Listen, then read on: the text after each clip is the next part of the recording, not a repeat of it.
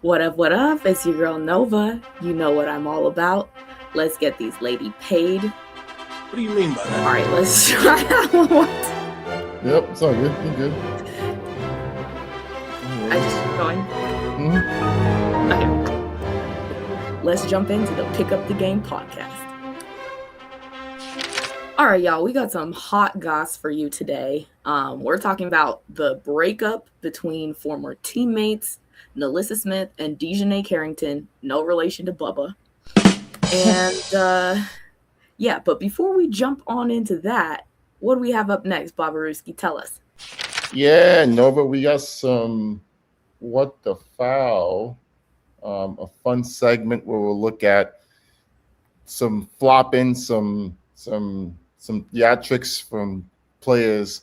So let's just jump into it here. We have some clips from the December night NBA game between the Miami Heat and the Orlando Magic. And first clip here, we got a simple foul here by Desmond Bain, clearly on Bam Adebayo. Hits his wrist. But Yep. what's the reaction? That's all wrist right there. No. Outrage. Absolute outrage. Look at that arm to head ratio. He's the only one who has this. The face cracks me up. Same game, okay? Same game. This time we got Anthony Blackman a foul. He just like, wow. It's the running. It's the running with the hands out. It can't be me. Wow. Coach is outraged. Oh, trifecta. This is too good. This one is like, I mean, one, you got the clear, like, hands up right into the referee, right? Like, he's just shocked. You got the coach with the big old wow. And then my favorite part is check the background, the play in the background, the bench, looking up. Look at his teammate. All right, last clip here. Same game.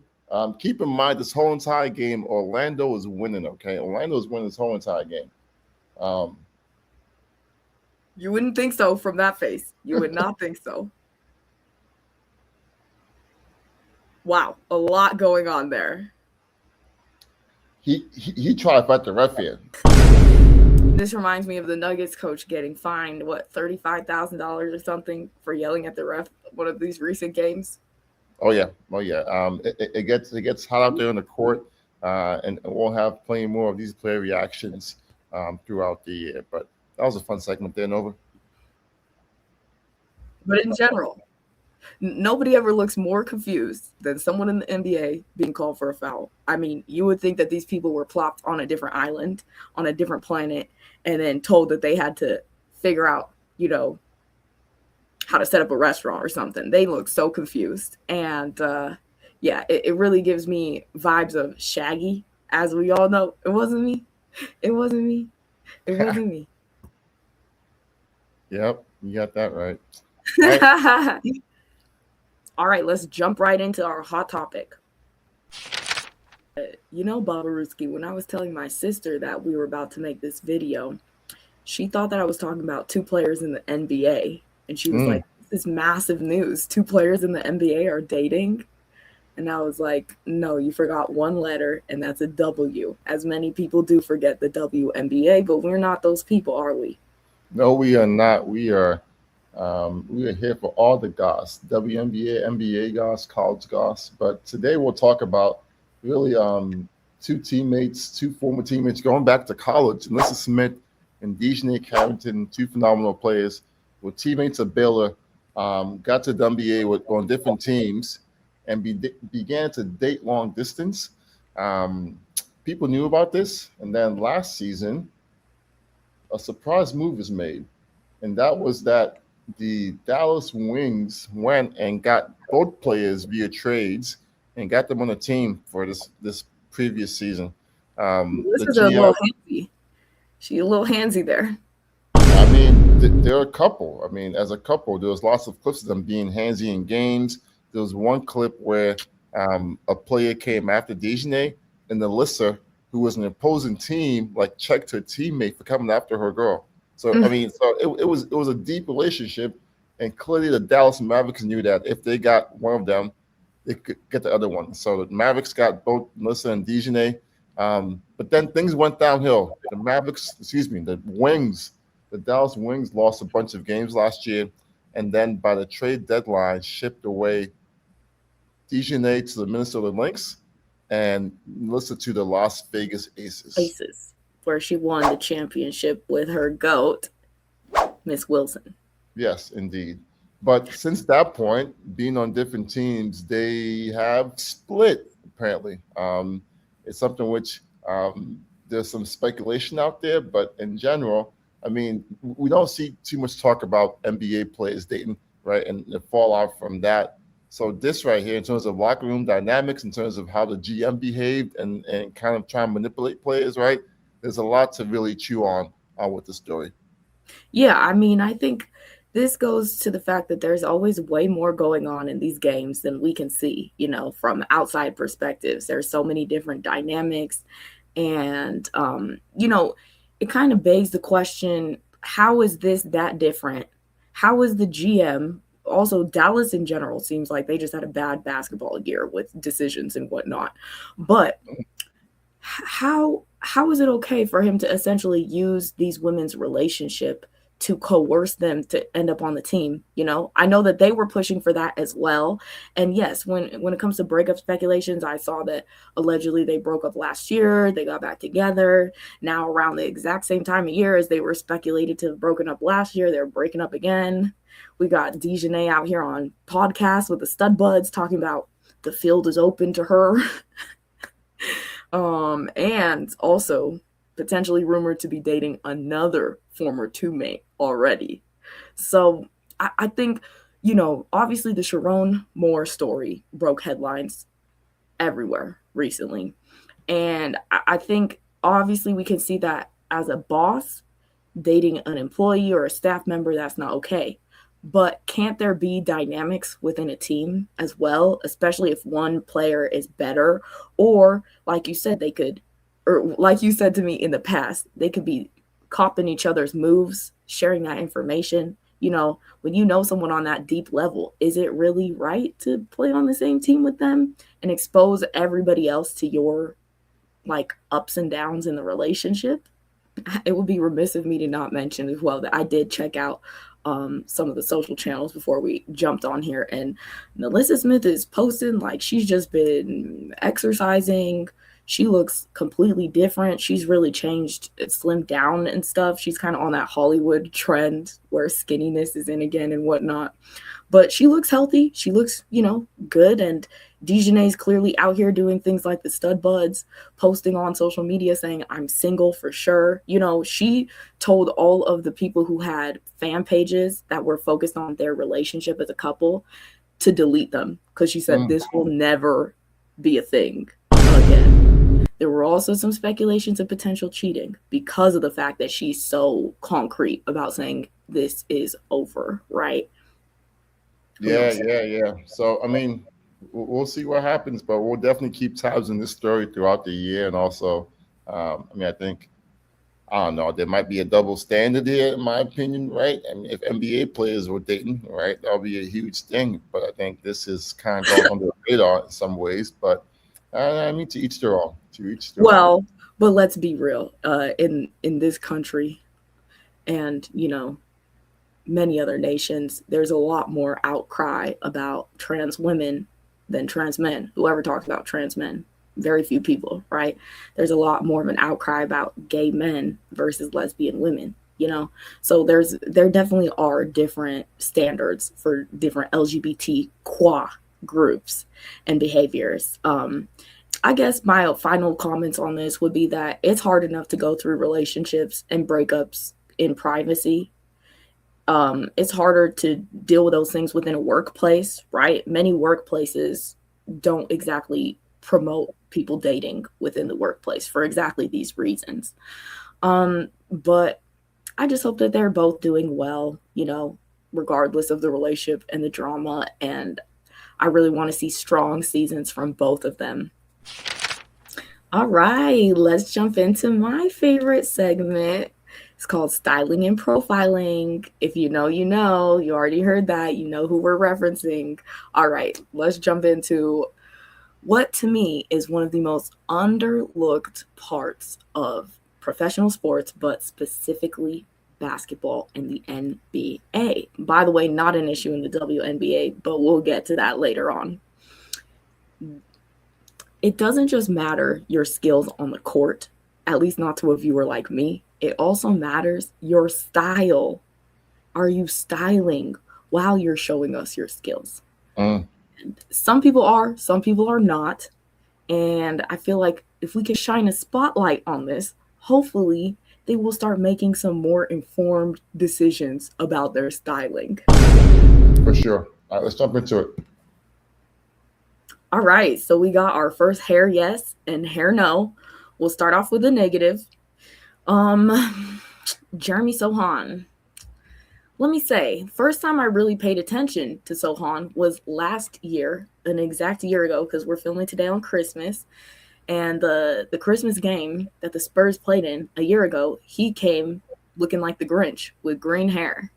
And honestly, I loved that for him. It was so unique. It was eye-catching, and I think it made him play with a little bit more audacity, if you will. And that audacity worked for him, especially on a team that's gritty like the Spurs. This season, however, I don't know if somebody talked to him. I don't know if they let him know to focus on the game, not his hair. I don't know. But now he's rocking just some very generic cornrows, my bad. He's rocking some, and it's not bad. It's not like the hair looks bad. It just has taken away his individuality in his styling. And I think it's affecting his playing as well. Come in with your thoughts, Bobaruski. It's got no seasoning, right? It's just like, it's kind of bland. It's lost that's something special you had before, I feel. Also, I truly feel that there is a conspiracy to push cornrows on NBA players this season, because the amount of people that never used to rock that style, people like Deuce McBride, people like even what's his name, former Knicks player who's now with the Timberwolves, Julius Randle. Yes, Julius Randle. I never used to see him rock cornrows the way he has this year. And I'm not even saying it doesn't work. It works okay for him. But I swear there's someone pushing this hairstyle on these people, because it doesn't make sense the way that it went from people having more personality and individuality with their hair last season to being so much more boring and uniform across all the teams. So in that case, why is J-Dub a hair yes for you? He's rocking cornrows. Here's the thing. He's rocking them, but they have the seasoning. They have the pizzazz. Like, it's first of all, it just works for him. This is the look I like the most for him. Second of all, he's tried out other hairstyles, and I've appreciated those. But for me, if you give a hairstyle to everybody, it's going to work on at least 2 or 3 people. And to me, J-Dub is one of those people that is working on. Yeah, that's real. I mean, he has definitely rocked different types of hairstyles before. He used to rock the afro. Right, and I loved the afro for him. Afro is a good look for him for sure. Yeah. But now he's definitely gone a bit more with the straight, sleek cornrows. There's also a picture of his hairdresser recently, but we should get her on the show somehow. That'd be cool. I would love to talk to these people's hairdressers and just, James Harden gets a special shout out here because his hair is immaculate every time I see it. Shouts to the beard, man. Shouts to the beard. But yeah, I think J-Dub has definitely come up a lot with his hair. So yeah, because I like that pick. That's the other thing. I feel like he didn't always, in his early season, he didn't always put all that energy into his styling. He was more focused on the court. But I feel like he has the court. He doesn't have it down, but they have a great rhythm. And so now he can start focusing on these type of things. Yeah, for sure. All right, let's see who we got next year. Tyrese Maxey. We'll start with a hair yes this time. Once again, as you can see, we have cornrows. How surprising. I just can't believe more braids. Once again, it's an epidemic within the NBA this season, but it's fine, it's fine, it's fine. Certain people, certain cool cats like Maxi, who's also playing amazingly, he is doing such intricate, cool things with his hair, with his braid styling. I don't know who his hairstylist is, but it's very nuanced, it's subtle. Not everyone's going to catch it, especially with the way he plays. Most people are probably distracted by his amazing playing ability. But for me, I still focus on the hair, and his hair has been looking just pristine. Yeah, some nice designs going on there. I could tell he has like a bunch of um, East African women or West African women just doing his hair every week in Philly. Yes. I mean, he's definitely tapping into Yes. that community. 1,000%.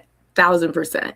I would love to know who these hairstylists are, because the one that they did with just like with the crossing over like this, it was just Chef kiss for sure. absolutely.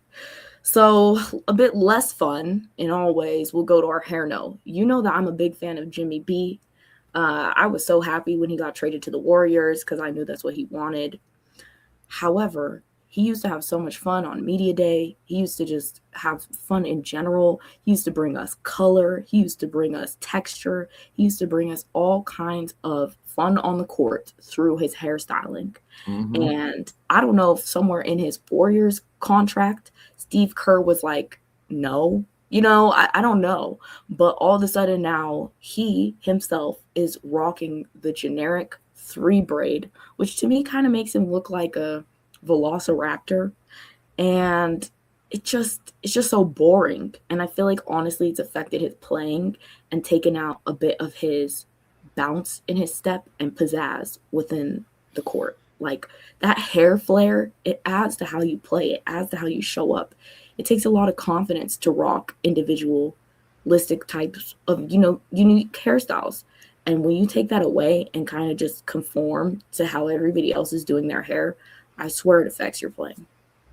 Yeah, I mean, I think Jimmy being an individual is what makes Jimmy Jimmy. Like him having the blue, and like he was doing a lot back then with Miami, and he was doing a little bit too with Golden State last year. But I think he's just gotten, I don't know, maybe he needs to go back and get that, and I mean get that bust down perm again, the side, the little side part, get that going again.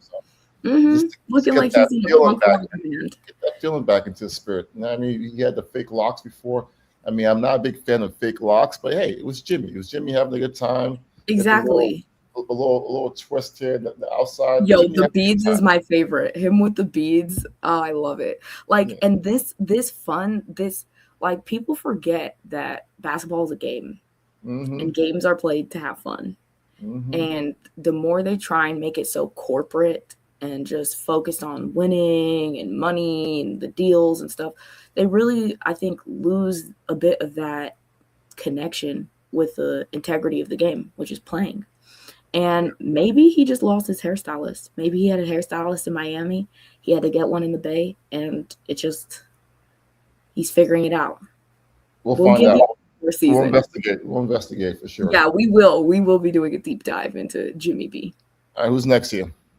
We have, they're called, let me say what I call them. I call these two the pom pom twins.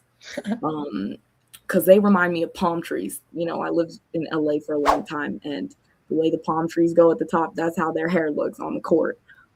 They're called the Pineapple Bros more popularly.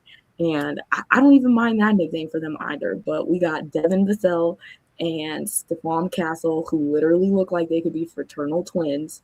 I mean, and the way that they play is like they've known each other their whole lives. Like you can't say that they didn't know each other in childhood. Facts. Now, great chemistry, great head tops. I think this is going to be a dynamic duo for a long time in San Antonio. Actually, let me take that back. Stephon Castle will be in San Antonio for a long time. I love Devin Vassell, but he might at some point get traded, right? Because like they have so much talent that he at some point consolidate. But I think for now, enjoy the Pineapple Bros, enjoy the Pom Pom Bros, because they'll definitely fun to watch on the court. Yeah, and also what's fun to watch is their hair bouncing up and down. A lot of players aren't thinking about what it looks like with their hair. Is there a bounce to it? Is there movement to it? And these players are, and that's why I love them. So thank you guys. Fun segment. I like that. Let's do some more. Okay, Nova, we got one more segment here. It's going to be a quick one, popcorn around the world. What's popping? What's popping? Popping. All right, cool. So I am going to talk really quick about the big news coming out of South Carolina, and that is that Dawn Staley she has gotten the 6'7", high-flying 18-year-old to join the South Carolina Gamecocks this upcoming season. Huge get. This young lady, Alicia, went viral a few weeks ago for dunking the basketball during a game in France. I mean, she's 6'7". She's huge.